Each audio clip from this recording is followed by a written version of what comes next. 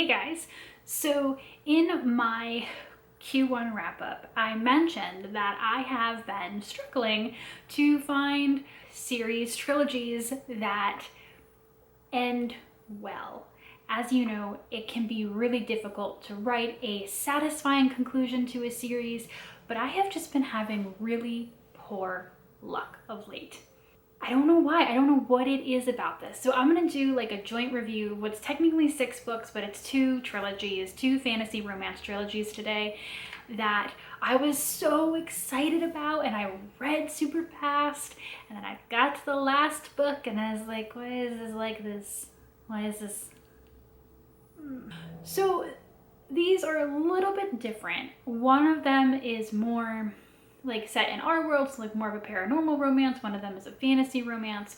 One of them is 3 books that follow one couple. The other is 3 books that are connected and follow the same storyline but follow different couples. So a little bit of different things happening in each one. But unfortunately, the conclusion to both of them just made me sad. So let's start with the one that I brought up in my Q1 wrap up, and this was the Kingmaker trilogy by Amanda Bouchette. This includes Promise of Fire, Breath of Fire, and Heart of Fire. The A on Promise of Fire, when they become Breath of Fire and Heart of Fire, really drives me nuts. Like, I'm sorry. It's just, we could have just said Promise of Fire. They all just could have. Anyway, this follows the story of Kat, who is a kingmaker. At the beginning of the first book, A Promise of Fire, she is trying to hide herself away while working as a fortune teller at a circus. Being a kingmaker is an incredibly rare power, and it's something that a lot of people would fight for. There are 3 major countries in this world, or this corner of her world. Magic exists, magic creatures exist, and there is a god system that is based on Greek mythology. So you have like Zeus and Hades. Kat's particular god is Poseidon, you find out later, who has helped her, but she sees help from all of those gods. So it's really interesting to see that god structure in a brand new world, and I was totally there for it. The more this mythology goes and goes, I was just like super pumped about it.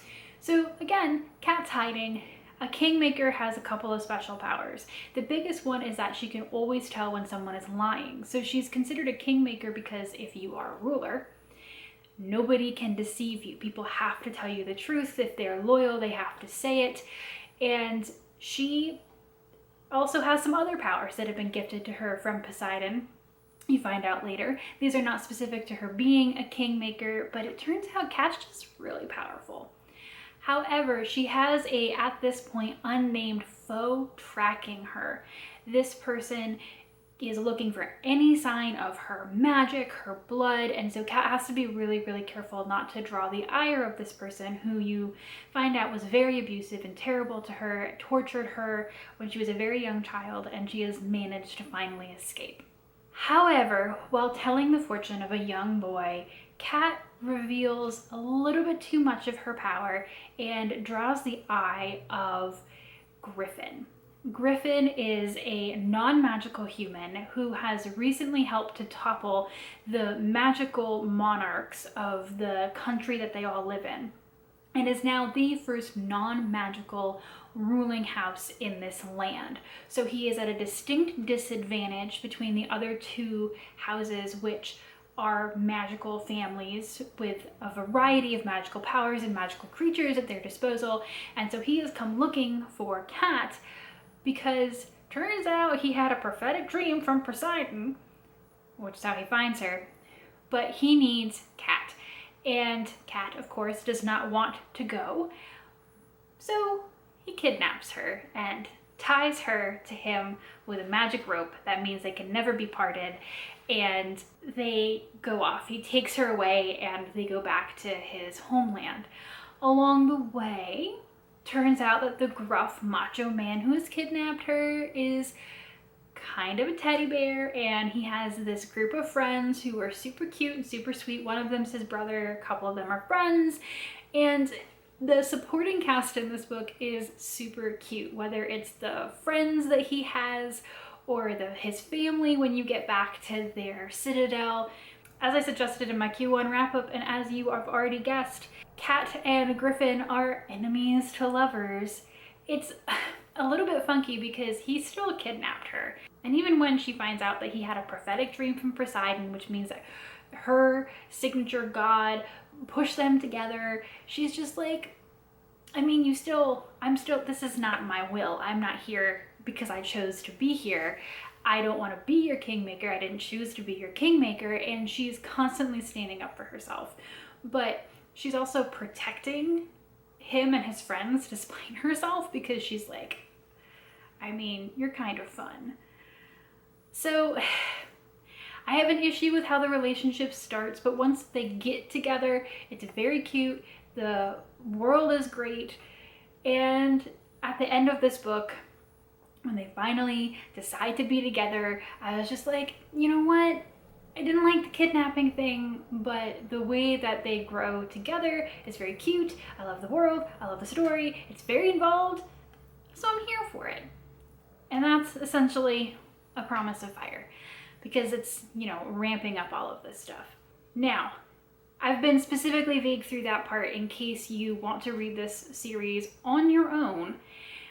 After this, though, there will have to be like more detail and distinct spoilers for the books in this series, because I can't complain about the last book if I haven't told you about the first two books, right? Okay. You find out in A Promise of Fire that Cat is running from the queen of, I'm going to call it the Ice Nation. It's not the Ice Nation, but I cannot unpack the world building in this video. So Cat is the daughter of the queen of the Ice Nation, who is the worst mother you ever have seen. She tortured her daughter. She used to have like 8 kids, but she wanted to find the strongest kid, so she convinced them to like kill each other in combat to find the strongest one to be her heir.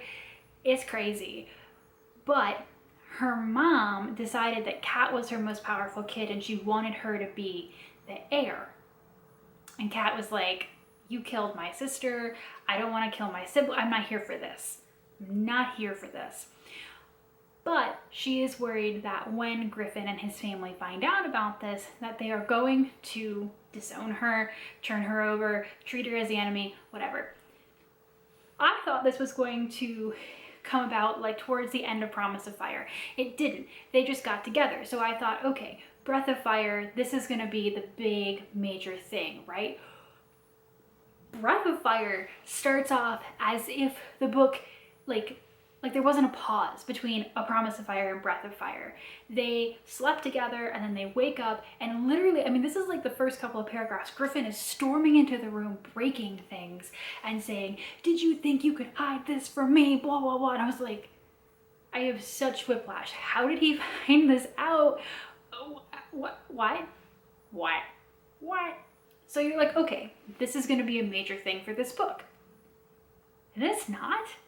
Griffin goes, I can't be with you. And so Cat like goes and hides in a cave hole until he finds her. And he was like, I didn't mean I couldn't be with you forever. I just meant that I couldn't be with you right now because I was angry, but we'll like work through this and you just have to trust me. And I was like, what? It just kind of felt like this like tacked on opening that got rid of this issue. And then like the book continued to move on. It was really wild. The pacing was so off. But I was willing to go along with it because I was like, ugh, and then they're gonna like get together and then they're gonna do all this stuff and then he's gonna find out who she is and then it's gonna be a thing. But that didn't happen because it was just like kind of addressed and moved on. So it's like, okay, that's not the world's best pacing, but I appreciate that this thing that I expected to be a bigger part of this book is not. And now I'm more interested in what's going to happen moving forward. And then like somewhere in the middle of this, Cat and Griffin decide to get married. And I was like, okay, this is moving quickly. But again, whatever. The great thing about Cat and Griffin is even though the romance feels like it's moving very fast, they have a lot of conversation about it. They have a lot of conversation about each other and trusting themselves with each other. So even while all this stuff is going on, their relationship is really building. And then they get married, and then there's like this quest thing that happens. But it was an adventure, it was fun, and I was okay with it. Kat can fight for herself. So every single time, like especially right after they get married, Griffin's like, well, I have to protect you. And Kat is like, can you please stop dividing your attention, stop focusing on me, and just fight this battle. So again, this is like a quest from the gods thing in book 2, where talk to the mage, get the instructions, fight with the god, fight the Hydra, fight the blah, blah, blah, blah. Some of it doesn't make sense, but it's okay because it's a fantasy quest, and these are just the levels that you go through. So book 2 really settled into itself, was a typical fantasy quest book with a romantic couple who are already married, and while that happened very fast, they addressed that it happened very fast, and they are just trying to find their way together, forward with each other, trusting each other, being their own people. And, you know, Kat is still learning about the depth of her own power, and Griffin is just supporting her all the way. So I was like, you know what? This is amazing. Book 2 is great. I'm absolutely fine with it. Then we hit Heart of Fire. Heart of Fire does the same thing with the opening. All of a sudden, a character who has been in the book very little tries to like betray everybody and get Kat killed, and I'm just like, what? Why is this happening again? Oh, and also, small detail that I forgot to mention at the end of the second book, which is more relevant for this book because it drives me literally insane, is that Kat is pregnant. I really hate when you take a strong fighting female character and in the last book make her pregnant, because she's like, oh, and now I can't fight. Like, Kat's the most powerful character in this book, but now she's like, oh, I have to protect my baby. Like, what? Drives me insane. This book handled that a little bit better. Kat throughout this book is still really powerful and still fighting. Her kid has magic powers that is kind of protecting her, so Kat's just like, I'm gonna go do a thing. So between the weird opening, the pregnancy, there's so much talking in this book. It's supposed to be the finale, but I felt like book 2 was more exciting. And I'm just like, you know, Kat and Griffin have this big thing where Griffin's like, you still don't trust me. And she's like, no, I just don't trust myself. And then she has to like literally go to purgatory for several chapters to like meet Prometheus and figure out like it. And then don't even get me started on that final battle, because it's basically just like, we finally get to battle Kat's mom. Yeah, evil lady who just decides that yes, she's evil, and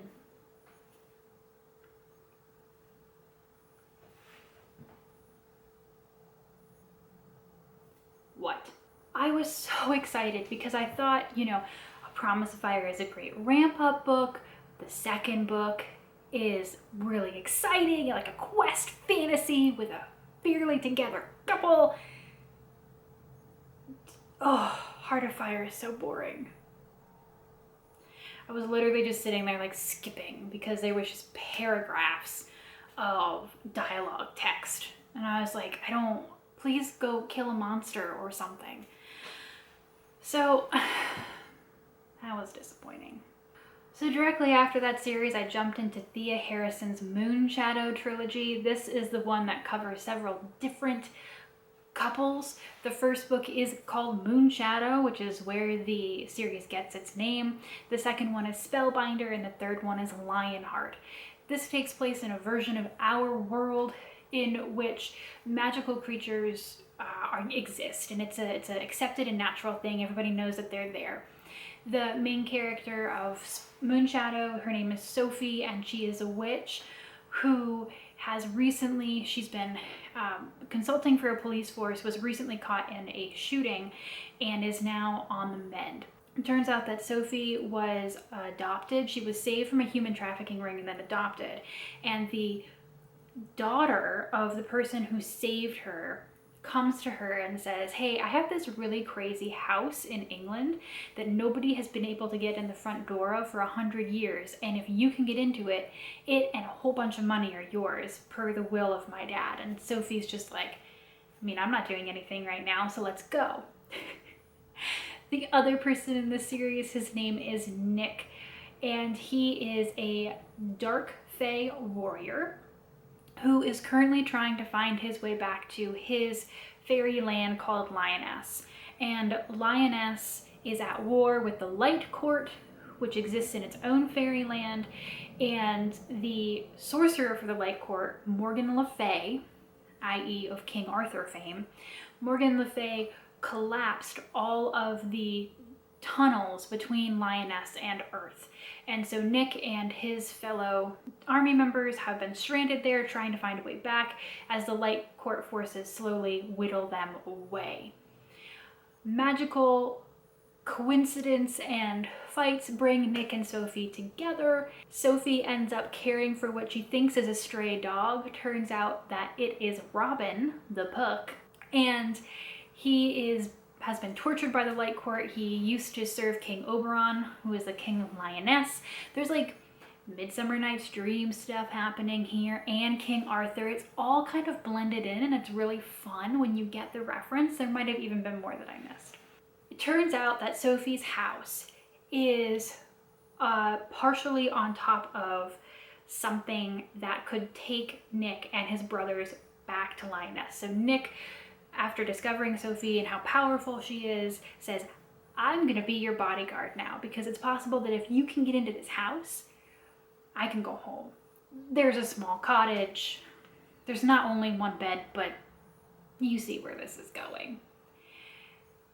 The book was fairly standard. There was a betrayal plot. There were some good fight scenes. Nick and Sophie are really, really funny because Sophie is like, I'm a modern woman. And Nick, he's like hundreds of years old. So when he's just very like, first of all, he's moody. He's like, I don't have anything to offer you because I am a warrior fighting a war.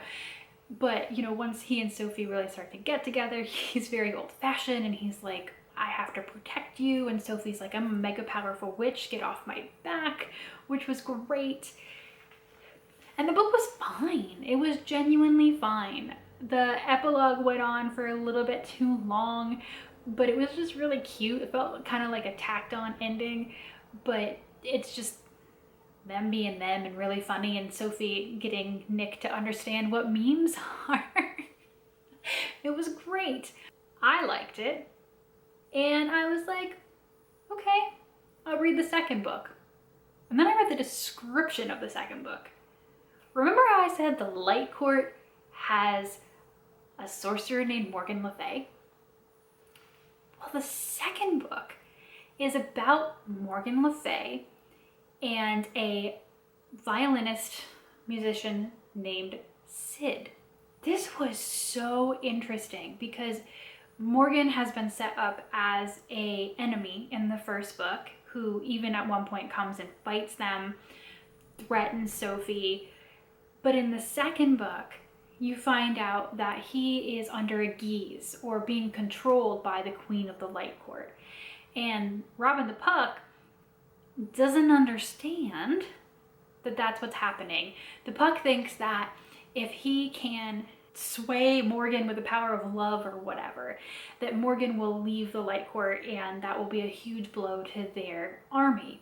So after he finds out that Morgan has become obsessed with this violinist named Sid, the Puck kidnaps Sid and ships her off to the Light Court, and Morgan is like, this is all my fault. What am I gonna do? Sid ends up getting her hands broken, which for a violinist is literally a kiss of death, and then imprisoned in a deep, dark, dank tunnel, visited at night by a dark stranger who heals her hands and helps her to survive. Shock and awe, that's Morgan. And they begin to develop a relationship and a friendship. And eventually, Sid breaks herself out of the dungeon, and then they have to do more intrigue because, you know, she can be compelled to tell the truth. Unlike Sophie, Sid has no magical power. She's just using her brain to try to survive Fairyland and the very, very awful Queen of the Light Court. It felt more interesting than the first book because Sid has no powers, Morgan's powers are restricted. They're really using more like logic, smarts to try to outwit the Queen of the Light Court. And it's a more interesting character because Morgan has done all these things that he regrets. He has regrets, but he comes to love Sid. And also, you see their relationship progress more, which doesn't happen in the first book. So it just felt so much better than the first book. So I was like, third book's gonna be amazing. The third book, which is Lionheart, ties in the person who gave Sophie her house, like the daughter of the person who saved Sophie. Her name is Catherine. She is a world-class surgeon, also magical. And she is brought to Lioness in the third book because they broke their way in the first book to save King Oberon, who has been locked in a deep sleep coma for 100 years. And he's a weather mage, and what he's been doing while he's been in this deep sleep to counteract an assassination spell that Morgan cast when he was still bad, he has been like drowning his own people essentially. He's like frozen half the land. So even though like Nick and all his friends made it back to Lioness, turns out Lioness is literally falling apart. And Catherine is brought in to medically try to save Oberon. This is where it gets weird, guys, because one of the things that Lionheart says is that, you know, since he froze himself to save himself from the assassination spell, he like lost his personality, like he's totally numb to emotion. So when he first wakes up, he's a real butthead. And he's really mean to Catherine and Robin. She's still just like, wow, you're really attractive. I mean, she literally wakes him up with a kiss. And Oberon, like the first thing that comes into his brain is like, let's get it on. And she's just like, oh my God, this very attractive man who just woke up from a coma and there's assassination spell killing him. Yeah, let's get it on. Until she's like, wait, no, this is a bad idea. And then again, he's a total butthead who like forces her into crazy surgery. And then immediately his personality comes back, first of all. And second of all, literally that night, Catherine, who's like, I would never sleep with a patient, sleeps with a patient. And their first time having sex, their mating urge kicks in and they're both just like, you are it for me. Like they fight it like a little bit, but I'm just like, what? After book 2 had such good relationship building through it and really showed that Thea Harrison clearly knows how to do that throughout one book, this one is just like condensed into like a quarter of the book. And then, so, you know, Nick and all of his brethren come back and there's the army and the blah and the blah. And they all have to go and defeat Isabeau, who's the queen of the Light Court. And Oberon is recovering from surgery, right? Catherine basically says that if he gets hit in the chest too hard, his nerves will all cave in, like he's dead. He's dead. So Oberon decides to take on Isabeau by himself because he doesn't want to risk any more of his people. And of course, the Puck goes with him and Catherine goes with him. And so it's like the three of them versus an army. And I mean, you know they win. And I'm just like, what? Oh, and also, like, everyone has already accepted that Catherine's gonna be queen. Like, nobody even questions that. They're just like, oh yeah, this is great. Love it. Thanks for saving him. Like, what? What? I can't stand that both of these series fell down so hard. I can't. They had like good first books, great second books, and then the third book, it was like all of the things that were good about the first or second book just collapsed. And reading them back to back like that was just painful for my soul. I know that it's hard to write a satisfying conclusion, but it just, when it's clear that an author knows better, can do better. I'm just like, why is this like this? I don't know. So this video is much longer than I meant it to be, but I really wanted to drive home that I love the idea of both of these series. I loved the majority of both of these series, but they both had a third book, which, especially after also the Holly Black series fell down on itself, I'm just really not having a good track record with fantasy series right now. So if you have a fantasy romance series to recommend to me, please leave it down in the comments, because I am desperate to find a good series, either that follows different couples or follows the same couple, that doesn't fall down at the last hurdle. So thank you guys for spending all this time with me. Sorry this was long, but I'm just, you know? So please leave me your recommendations, and hopefully next time I have something a little bit more fun to say. Bye, guys.